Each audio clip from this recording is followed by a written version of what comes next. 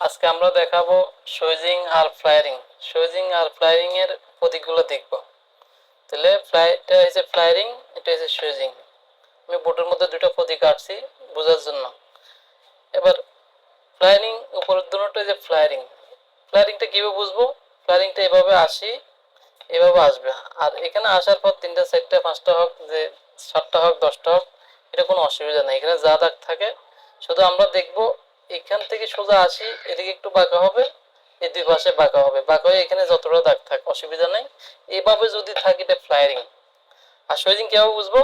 Switching আমি এখানে drawing করছি, এখান দিয়ে আসি, এখানে আসবে, এদিক দিয়ে আবার আসবে, এখান দিয়ে আসি আবার এদিকে আসবে, এখানে নিচে যেভাবে আসছে এখানে এভাবে আসবে, আর মাঝখানে যত দাগ থাকে এটা অসুবিধা নেই, 5টা 7টা যা থাক অসুবিধা নেই। এইভাবে যদি থাকে তাহলে এটা সুইজিং।